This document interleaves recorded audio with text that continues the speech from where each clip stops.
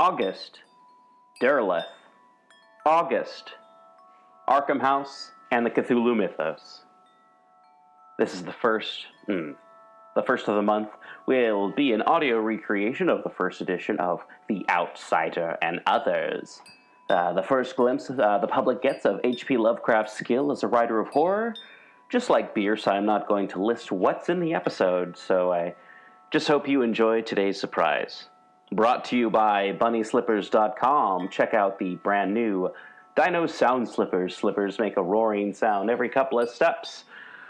Soft plush uppers, foam footbeds, grip slippers so that you don't fall on your ass when you're skulking around the house at 3 a.m. All right. And let's see, what else do we have? We also have, check out Dave's Corner of the Universe every last Tuesday of the month, part of our monthly Cthulhu Mythos and other weirdness episodes, or go to his blog at davescorneroftheuniverse.wordpress.com. And yeah, I have to say, check out Dave's Corner of the Universe, all kinds of fun stuff. If you like role-playing games, he just recently made stats for Ambrose Bierce, part of last month's Ambrose Bierce month. So yeah, check that out.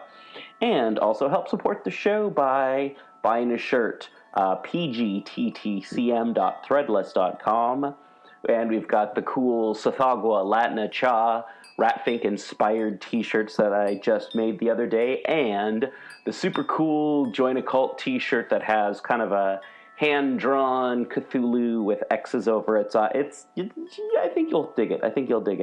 Anyway, so also check out the show's merch table at pgttcm.com. I think it's just labeled shop. Or by donating a few dollars to paypal.me/pgttcm. Special thanks to all of our guests later this month.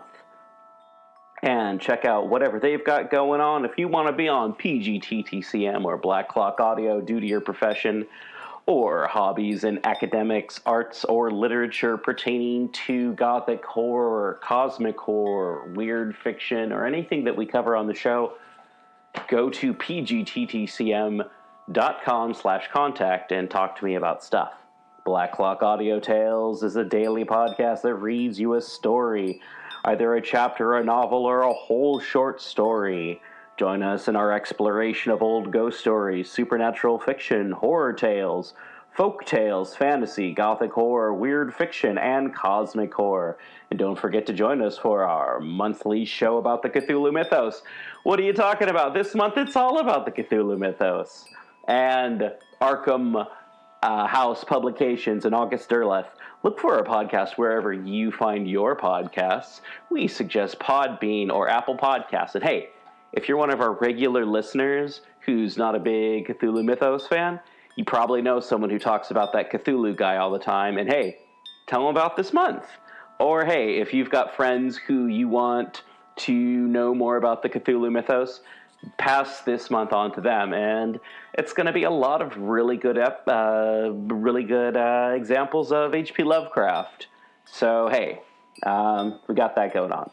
Find us on the web at pgttcm.com and Black Clock Audio on Instagram, Twitter, Facebook, Black Clock Audio Tales on YouTube, and we're also People's Guide to the Cthulhu Mythos. So just Google Black Clock Audio Tales, People's Guide to the Cthulhu Mythos, one of those two, you'll find us. All right.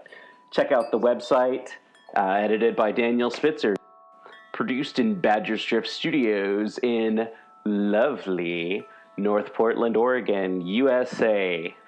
Recording by James Pontolillo. The Cats of Ulthar by H.P. Lovecraft. It is said that in Ulthar, which lies beyond the river Sky, no man may kill a cat, and this I can verily believe as I gaze upon him who sitteth purring before the fire. For the cat is cryptic, and close to strange things which men cannot see. He is the soul of antique Aegyptus, and bearer of tales from forgotten cities in Meroe and Ophir. He is the kin of the jungle's lords, and heir to the secrets of hoary and sinister Africa. The Sphinx is his cousin, and he speaks her language. but he is more ancient than the Sphinx, and remembers that which he hath forgotten. In Ulthar, before ever the burgesses forbade the killing of cats, there dwelt an old cotter and his wife who delighted to trap and slay the cats of their neighbors. Why they did this I know not, save that many hate the voice of the cat in the night, and take it ill that cats should run stealthily about yards and gardens at twilight. But whatever the reason, this old man and woman took pleasure in trapping and slaying every cat which came near to their hovel, and from some of the sounds heard after dark, many villagers fancied that the manner of slaying was exceedingly peculiar. But the villagers did not discuss such things with the old man and his wife, because of the habitual expression on the withered faces of the two, and because their cottage was so small and so darkly hidden under spreading oaks at the back of a neglected yard. In truth, much as the owners of cats hated these odd folk, they feared them more, and instead of berating them as brutal assassins, merely took care that no cherished pet or mouser should stray toward the remote hovel under the dark trees.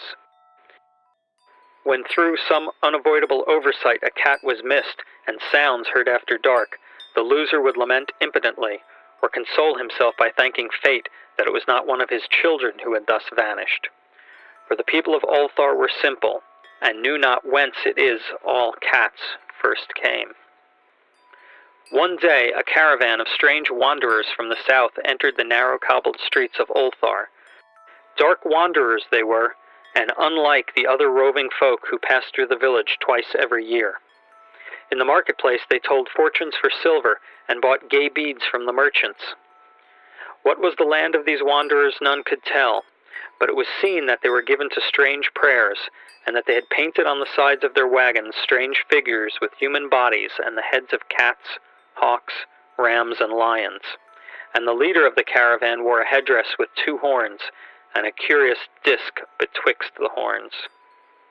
There was in this singular caravan a little boy with no father or mother, but only a tiny black kitten to cherish. The plague had not been kind to him, yet had left him this small furry thing to mitigate his sorrow, and when one is very young, one can find great relief in the lively antics of a black kitten. So the boy, whom the dark people called Menace, smiled more often than he wept, as he sat playing with his graceful kitten on the steps of an oddly painted wagon. On the 3rd morning of the wanderer's stay in Ulthar, Menace could not find his kitten, and as he sobbed aloud in the marketplace, certain villagers told him of the old man and his wife, and of sounds heard in the night. And when he heard these things, his sobbing gave place to meditation, and finally to prayer. He stretched out his arms toward the sun and prayed in a tongue no villager could understand, though indeed the villagers did not try very hard to understand, since their attention was mostly taken up by the sky and the odd shapes the clouds were assuming. It was very peculiar, but as the little boy uttered his petition, there seemed to form overhead the shadowy, nebulous figures of exotic things, of hybrid creatures crowned with horn-flanked discs. Nature is full of such illusions to impress the imaginative. That night the wanderers left Ulthar and were never seen again. And the householders were troubled when they noticed that in all the village there was not a cat to be found. From each hearth the familiar cat had vanished. Cats large and small, black, gray, striped, yellow, and white. Old Cranon, the burgomaster, swore that the dark folk had taken the cats away in revenge for the killing of Menace's kitten, and cursed the caravan and the little boy. But Nith, the lean notary, declared that the old cotter and his wife were more likely persons to suspect, for their hatred of cats was notorious and increasingly bold. Still, no one durst complain to the sinister couple. Even when little Atal, the innkeeper's son, vowed that he had at twilight seen all the cats of Ulthar in that accursed yard under the trees, pacing very slowly and solemnly in a circle around the cottage, 2 abreast, as if in performance of some unheard-of rite of beasts. The villagers did not know how much to believe from so small a boy, and though they feared that the evil pair had charmed the cats to their death, they preferred not to chide the old cotter till they met him outside his dark and repellent yard. So Ulthar went to sleep in vain anger, And when the people awakened at dawn, behold, every cat was back at his accustomed hearth. Large and small, black, gray, striped, yellow and white, none was missing. Very sleek and fat did the cats appear, and sonorous with purring content. The citizens talked with one another of the affair, and marveled not a little. Old Cranon again insisted that it was the dark folk who had taken them, since cats did not return alive from the cottage of the ancient man and his wife. But all agreed on one thing, that the refusal of all the cats to eat their portions of meat or drink their saucers of milk was exceedingly curious. And for 2 whole days, the sleek, lazy cats of Ulthar would touch no food, but only doze by the fire or in the sun. It was fully a week before the villagers noticed that no lights were appearing at dusk in the windows of the cottage under the trees. Then the lean Nith remarked that no one had seen the old man or his wife since the night the cats were away. In another week, the burgomaster decided to overcome his fears and call at the strangely silent dwelling as a matter of duty, though in so doing he was careful to take with him Shang the blacksmith and Thul the cutter of stone as witnesses. And when they had broken down the frail door, they found only this: 2 cleanly picked human skeletons on the earthen floor, and a number of singular beetles crawling in the shadowy corners. There was subsequently much talk among the burgesses of Ulthar. Zath, the coroner, disputed at length with Nith, the lean notary, and Cranon, and Shang, and Thul were overwhelmed with questions. Even little Atal, the innkeeper's son, was closely questioned and given a sweetmeat as a reward. They talked of the old cotter and his wife, of the caravan of dark wanderers, of small Menace and his black kitten, of the prayer of Menace and of the sky during that prayer, of the doings of the cats on the night the caravan left, and of what was later found in the cottage under the dark trees in the repellent yard. And in the end, the burgesses passed that remarkable law which is told of by traders in Hatheg and discussed by travelers in Nir, namely, that in Ulthar no man may kill a cat. Recording by Joseph Canna. The Statement of Randolph Carter by HP Lovecraft. Again I say, I do not know what has become of Harley Warren, though I think, almost hope, that he is in peaceful oblivion, if there be anywhere so blessed a thing. It is true that I have for 5 years been his closest friend, and a partial sharer of his terrible researches into the unknown. I will not deny, though my memory is uncertain and indistinct, that this witness of yours may have seen us together, as he says, on the Gainesville Pike, walking toward Big Cypress Swamp at 11:30 on that awful night. That we bore electric lanterns, spades, and a curious coil of wire with attached instruments I will even affirm, for these things all played a part in the single hideous scene which remains buried in my shaken recollection. But of what followed, and of the reason I was found alone and dazed on the edge of the swamp the next morning, I must insist that I know nothing, save what I was told over and over again. You say to me that there is nothing in the swamp or near it which I could form the setting of that awful episode. I reply that I knew nothing beyond what I saw. Vision or nightmare it may have been. Vision or nightmare I fervently hope it was. Yet it is all that my mind retains of what took place in those shocking hours after we left the sight of men. And why Harley Warren did not return, he or his shade, or some nameless thing I cannot describe, alone can tell. As I have said before, the weird studies of Harley Warren were well known to me, and to some extent shared by me. Of his vast collection of strange, rare books on forbidden subjects, I have read all that are written in the languages of which I am master. But these are few as compared with those languages I can understand. Most, I believe, are in Arabic, and the fiend-inspired book which brought on the end, the book which he carried in his pocket out of this world, was written in characters whose like I never saw elsewhere. Warren would never tell me just what was in the book. As to the natures of our studies, must I say again that I no longer retain full comprehension? It seems to me rather merciful that I do not, for they were terrible studies which I pursued more through reluctant fascination than through actual inclination. Warren always dominated me, and sometimes I feared him. I remember how I shuddered at his facial expressions on the night before the awful happenings, when he talked so incessantly of his theory, why certain corpses never decay, but rest firm and fat in their tomb for 1,000 years. But I do not fear him now, for I suspect that he has known horrors beyond my ken. Now I fear for him. Once more I say that I have no clear idea of our object on that night. Certainly it had much to do with something in the book which Warren carried with him, that ancient book in undecipherable characters which had come to him from India a month before. But I swear I do not know what it was we expected to find. Your witness says he saw us at 11:30 on the Gainesville Pike, headed for Big Cypress Swamp. This is probably true, but I have no distinct memory of it. The picture seared into my soul is one scene only, and the hour must have been long after midnight, for a waning crescent moon was high in the vaporous heavens. The place was an ancient cemetery, so ancient that I trembled at the manifold signs of immemorial years. It was in a deep, damp hollow, overgrown with rank grass, moss, and curious creeping weeds, and filled with a vague stench which my idle fancy associated absurdly with rotting stone. On every hand were the signs of neglect and decrepitude, and I seemed haunted by the notion that Warren and I were the first living creatures to invade the lethal silence of centuries.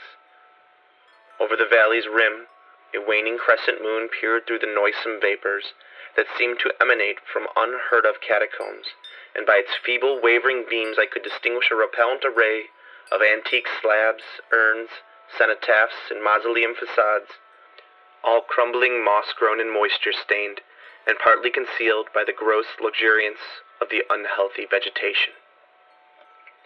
My first vivid impression of my own presence in this terrible necropolis concerns the act of pausing with Warren before a certain half-obliterated sepulchre, and of throwing down some burdens which we seemed to have been carrying.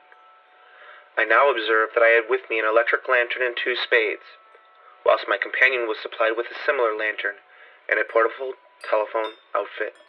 No word was uttered, for the spot and the task seemed known to us, and without delay we seized our spades and commenced to clear away the grass, weeds, and drifted earth from the flat, archaic mortuary. After uncovering the entire scene, which consisted of 3 immense granite slabs, we stepped back some distance to survey the carnal scene, and Warren appeared to make some mental calculations. Then he returned to the sepulchre, and using his spade as a lever, sought to pry up the slab lying nearest to the stony ruin, which may have been a monument in its day. He did not succeed, and motioned to me to come to his assistance. Finally, our combined strength loosened the stone, which we raised and tipped to one side. The removal of the slab revealed a black aperture, from which rushed an affluence of miasmal gases so nauseous that we started back in horror. After an interval, however, we approached the pit again, and found the exhalations less unbearable. Our lanterns disclosed the top of a flight of stone steps, dripping with some detestable ichor of the inner earth, and bordered by moist walls encrusted with niter. And now, for the first time, my memory records verbal discourse. Warren addressing me at length in his mellow tenor voice, a voice singularly unperturbed by our awesome surroundings. "I'm sorry to have to ask you to stay on the surface," he said, "but it'd be a crime to let anyone with your frail nerves go down there. You can't imagine, even from what you've read and what I've told you, the things I shall have to see and do. It's fiendish work, Carter, and I doubt if any man with ironclad sensibilities could ever see it through and come up alive and sane. I don't wish to offend you, and heaven knows I'd be glad enough to have you with me, but the responsibility is in a certain sense mine, and I couldn't drag a bundle of nerves like you down to probable death or madness. I tell you, you can't imagine what the thing is really like, but I promise to keep you informed over the telephone of every move. You see, I have enough wire here to reach to the center of the earth and back. I can still hear in memory those coolly spoken words, and I can still remember my remonstrances. I seemed desperately anxious to accompany my friend into those sepulchral depths, yet he proved inflexibly obdurate. At one time he threatened to abandon the expedition if I remained insistent, a threat which proved effective, since he alone held the key to the thing. All this I can remember, though I no longer know what manner of thing we sought. After he had obtained my reluctant acquiescence in his design, Warren picked up the reel of wire and adjusted the instruments. At his nod, I took one of the latter and seated myself upon an aged, discolored gravestone, close by the newly uncovered aperture. Then he shook my hand, shouldered the coil of wire, and disappeared within that indescribable ossuary. For a minute I kept the sight of the glow of his lantern, and heard the rustle of the wire as he laid it down after him. But the glow soon disappeared abruptly, as if a turn in the stone staircase had been encountered, and the sound died away almost as quickly. I was alone, yet bound to the unknown depths by those magic strands, whose insulated surface lay green beneath the struggling beams of that waning crescent moon. I constantly consulted my watch by the light of my electric lantern, and listened with feverish anxiety at the receiver of the telephone, but for more than a quarter of an hour heard nothing. Then a faint clicking came from the instrument, and I called down to my friend with a tense voice. Apprehensive as I was nevertheless unprepared for the words which came up from the uncanny vault in accents more alarmed and quivering than any I had heard before from Harley Warren. He who was so calmly left me a little while previously, now called from below in a shaky whisper, more portentous than the loudest shriek. God, if you could see what I am seeing! I could not answer. Speechless, I could only wait. Then came the frenzied tones again. Carter, it's terrible, monstrous, unbelievable! This time my voice did not fail me, and I poured into the transmitter a flood of excited questions. Terrified, I continued to repeat, Warren, what is it? What is it? Once more came the voice of my friend, still hoarse with fear and now apparently tinged with despair. I can't tell you, Carter. It's too utterly beyond thought. I dare not tell you. No man could know it and live. Great God, I never dreamed of this. Stillness again, save for my now incoherent torrent of shuddering inquiry. Then the voice of Warren in a pitch of wilder consternation. Carter, for the love of God, put back the slab and get out of this if you can. Quick, leave everything else and make for the outside. It's your only chance. Do as I say and don't ask me to explain. I heard. Yet was able only to repeat my frantic questions. Around me were the tombs and the darkness and the shadows. Below me, some peril beyond the radius of the human imagination. But my friend was in greater danger than I. And through my fear I felt a vague resentment that he should deem me capable of deserting him under such circumstances. More clicking, and after a pause a piteous cry from Warren. Beat it! For God's sakes, put back the slab and beat it, Carter! Something in the boyish slang of my evidently stricken companion unleashed my faculties. I formed and shouted a resolution. Warren, brace yourself, I'm coming down. But at this offer the tone of my auditor changed to a scream of utter despair. Don't! You can't understand. It's too late and my own fault. Put back the slab and run. There's nothing else you or anyone can do now. The tone changed again, this time acquiring a softer quality, as of hopeless resignation, yet it remained tense, through anxiety for me.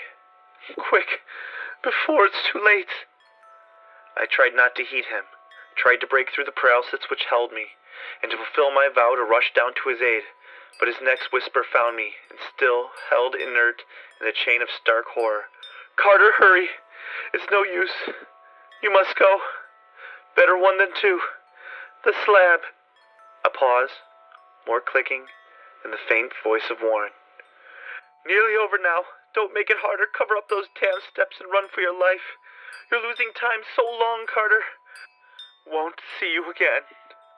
Here, Warren's whisper swelled into a cry that gradually rose to a shriek fraught with all the horrors of the ages. Curse these hellish things, legions, my God! Beat it! Beat it! Beat it! After that was silence. I know not how many interminable eons I sat stupefied, whispering, muttering, calling, screaming into that telephone. Over and over again through those eons I whispered and muttered, called, shouted, and screamed, Warren! Warren, answer me! Are you there? And then there came to me the crowning horror of all, the unbelievable, unthinkable, almost unmentionable thing I have said, that eons seemed to elapse after Warren shrieked forth his last despairing warning, and that only my own cries now broke the hideous silence. But after a while there was a further clicking in the receiver, and I strained my ears to listen. Again I called down, Warren, are you there? And in answer heard the thing which had brought this cloud over my mind. I do not try, gentlemen, to account for that thing, that voice, nor can I venture to describe it in detail, since the first words took away my consciousness and created a mental blank which reaches to the time of my awakening in the hospital. Shall I say that the voice was deep, hollow, gelatinous, remote, unearthly, inhuman, disembodied? What shall I say? It was the end of my experience, and is the end of my story. I heard it, and knew no more. Heard it, as I said, petrified in an unknown cemetery in the hollow, amidst the crumbling stones and the falling tombs, the rank vegetation, the miasmal vapors. Heard it well up from the innermost steps of that damnable open sepulchre as I watched amorphous, necrophagous shadows dance beneath an accursed waning moon. And this is what it said. You fool, Warren is dead. Hey everyone, thank you again for listening to the show.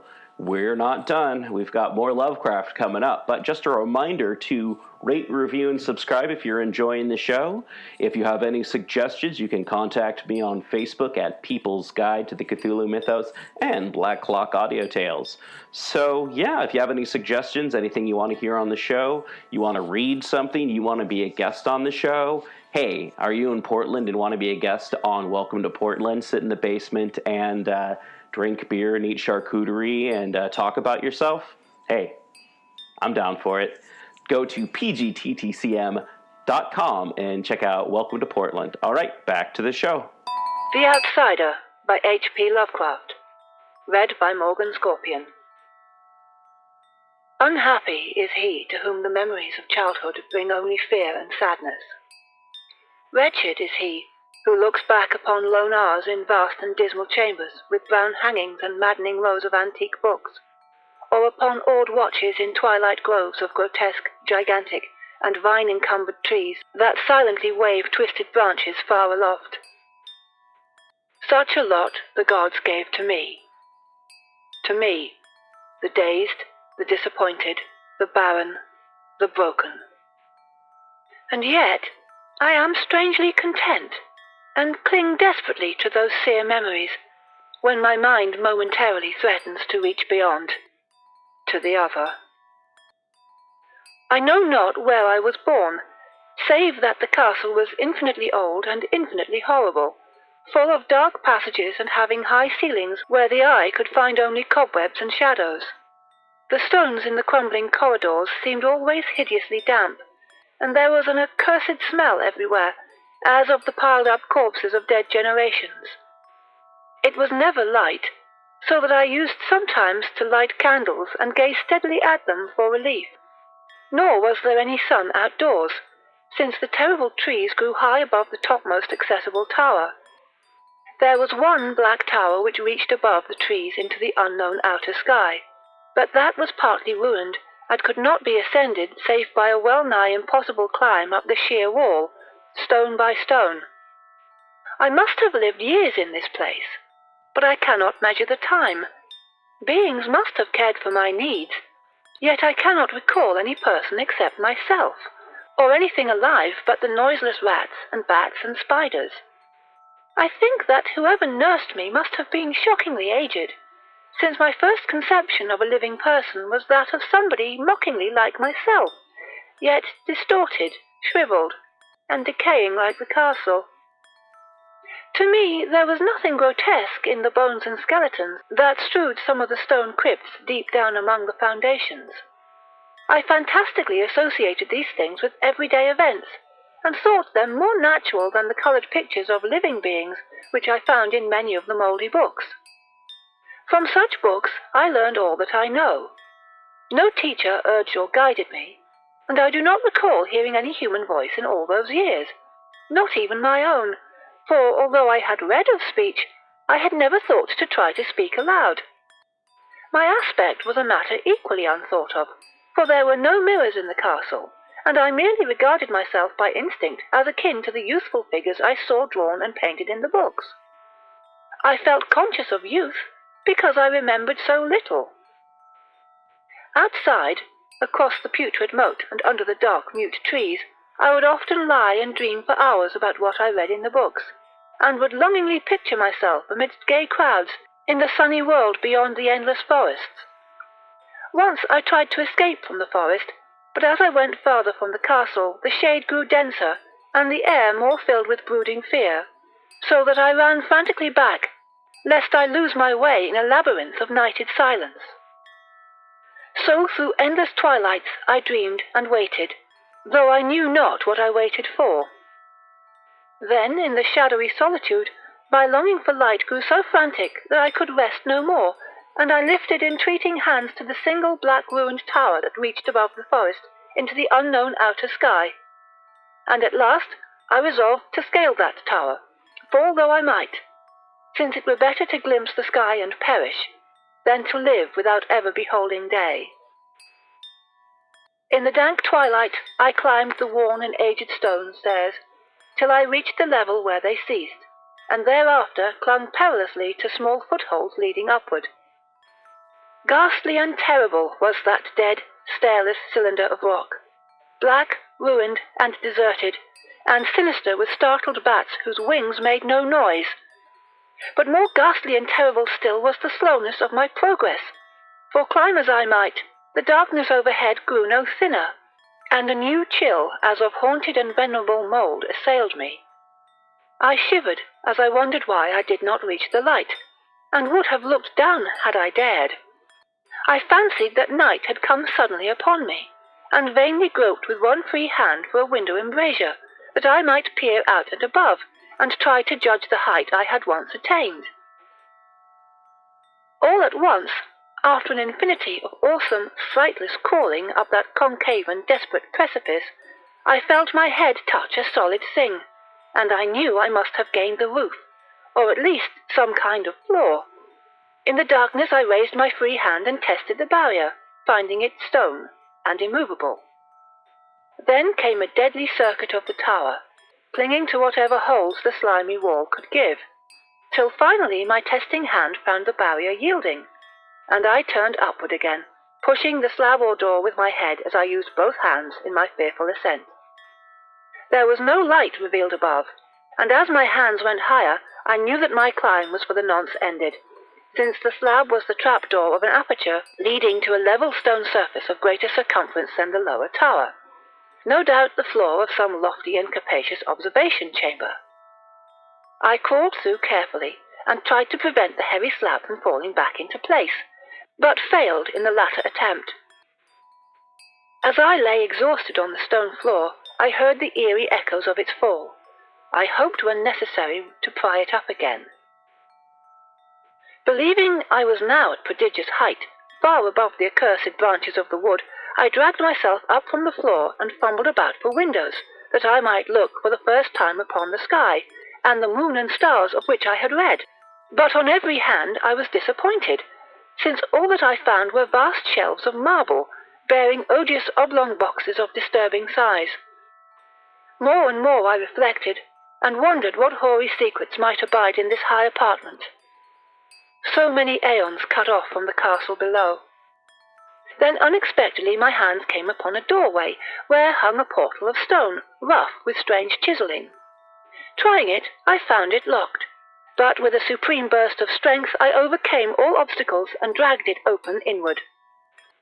As I did so there came to me the purest ecstasy I have ever known, for shining tranquilly through an ornate grating of iron, and down a short stone passageway of steps that ascended from the newly found doorway, was the radiant full moon, which I had never before seen save in dreams, and in vague visions which I dared not call memories.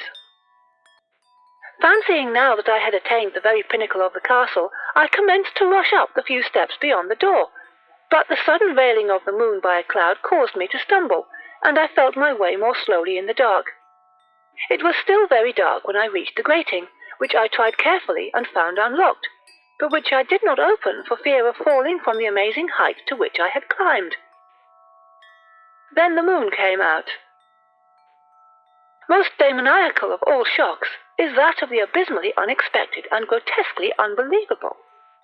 Nothing I had before undergone could compare in terror with what I now saw, with the bizarre marvels that sight implied. The sight itself was as simple as it was stupefying, for it was merely this. Instead of a dizzying prospect of treetops seen from a lofty eminence, there stretched around me on the level through the grating nothing less than the solid ground, decked and diversified by marble slabs and columns, and overshadowed by an ancient stone church, whose ruined spire gleamed spectrally in the moonlight. Half unconscious, I opened the grating and staggered out upon the wide gravel path that stretched away in two directions. My mind, stunned and chaotic as it was, still held the frantic craving for light, and not even the fantastic wonder which had happened could stay my course. I neither knew nor cared whether my experience was insanity, dreaming, or magic, but was determined to gaze upon brilliance and gaiety at any cost. I knew not who I was, or what my surroundings might be, though as I continued to stumble along I became conscious of a kind of fearsome latent memory that made my progress not wholly fortuitous. I passed under an arch out of that region of slabs and columns, and wandered through the open country, sometimes following the visible road, but sometimes leaving it curiously to tread across meadows, where only occasional ruins bespoke the ancient presence of a forgotten road. Once I swam across a swift river, where crumbling, mossy masonry told of a bridge long vanished. Over 2 hours must have passed before I reached what seemed to be my goal, a venerable ivied castle in a thickly wooded park, maddeningly familiar, yet full of perplexing strangeness to me. I saw that the moat was filled in, and that some of the well-known towers were demolished, whilst new wings existed to confuse the beholder. But what I observed with chief interest and delight were the open windows, gorgeously ablaze with light and sending forth sound of the gayest revelry. Advancing to one of these, I looked in and saw an oddly dressed company indeed, making merry and speaking brightly to one another. I had never seemingly heard human speech before, and could guess only vaguely what was said. Some of the faces seemed to hold expressions that brought up incredibly remote recollections. Others were utterly alien. I now stepped through the low window into the brilliantly lighted room, stepping as I did so from my single bright moment of hope to my blackest convulsion of despair and realization. The nightmare was quick to come, for as I entered, there occurred immediately one of the most terrifying demonstrations I had ever conceived. Scarcely had I crossed the sill, when there descended upon the whole company a sudden and unheralded fear of hideous intensity, distorting every face and evoking the most horrible screams from nearly every throat. Flight was universal, and in the clamour and panic, several fell in a swoon and were dragged away by their madly fleeing companions. Many covered their eyes with their hands and plunged blindly and awkwardly in their race to escape, overturning furniture and stumbling against the walls before they managed to reach one of the many doors. The cries were shocking, and as I stood in the brilliant apartment, alone and dazed, listening to their vanishing echoes, I trembled at the thought of what might be lurking near me unseen. At a casual inspection, the room seemed deserted, but when I moved towards one of the alcoves, I thought I detected a presence there, a hint of motion beyond the golden-arched doorway leading to another and somewhat similar room. As I approached the arch, I began to perceive the presence more clearly, and then, with the first and last sound I ever uttered, a ghastly ululation that revolted me almost as poignantly as its noxious cause, I beheld in full, frightful vividness the inconceivable, indescribable, and unmentionable monstrosity which had by its simple appearance changed a merry company to a herd of delirious fugitives. I cannot even hint what it was like, for it was a compound of all that is unclean, uncanny, unwelcome, abnormal, and detestable. It was the ghoulish shade of decay, antiquity, and dissolution, the putrid, dripping eidolon of unwholesome revelation, the awful bearing of that which the merciful earth should always hide. God knows it was not of this world, or no longer of this world. Yet, to my horror, I saw in its eaten away and bone-revealing outlines a leering, abhorrent travesty on the human shape, and in its mouldy, disintegrating apparel, an unspeakable quality that chilled me even more. I was almost paralyzed, but not too much so as to make a feeble effort towards flight, a backward stumble which failed to break the spell in which the nameless, voiceless monster held me. My eyes, bewitched by the glassy orbs which stared loathsomely into them, refused to close, though they were mercifully blurred, and showed the terrible object but indistinctly after the first shock. I tried to raise my hand to shut out the sight, yet so stunned were my nerves that my arm could not fully obey my will. The attempt, however, was enough to disturb my balance, so that I had to stagger forward several steps to avoid falling. As I did so, I became suddenly and agonizingly aware of the nearness of the carrion thing, whose hideous, hollow breathing I half fancied I could hear. Nearly mad, I found myself yet able to throw out a hand to ward off the fetid apparition which pressed so close, when in one cataclysmic second of cosmic nightmarishness and hellish accident, my fingers touched the rotting, outstretched paw of the monster beneath the golden arch. I did not shriek, but all the fiendish ghouls that ride the night wind shrieked for me, as in that same second there crashed down upon my mind a single fleeting avalanche of soul-annihilating memory. I knew in that second all that had been. I remembered beyond the frightful castle and the trees, and recognized the altered edifice in which I now stood. I recognized, most terrible of all, the unholy abomination that stood leering before me as I withdrew my sullied fingers from its own. But in the cosmos there is balm as well as bitterness, and that balm is Nepenthe. In the supreme horror of that second, I forgot what had horrified me, and the burst of black memory vanished in a chaos of echoing images. In a dream, I fled from that haunted and accursed pile, and ran swiftly and silently in the moonlight. When I returned to the churchyard place of marble and went down the steps, I found the stone trap door immovable. But I was not sorry, for I had hated the antique castle and the trees. Now I ride with the mocking and friendly ghouls on the night wind, and play by day amongst the catacombs of Nephron Ka in the sealed and unknown valley of Hadoth by the Nile. I know that light is not for me, save that of the moon over the rock tombs of Neb, nor any gaiety save the unnamed feast of Nitocris beneath the Great Pyramid. Yet in my new wildness and freedom I almost welcome the bitterness of alienage, for although Nepenthe has calmed me, I know always that I am an outsider, a stranger in this century and among those who are still men.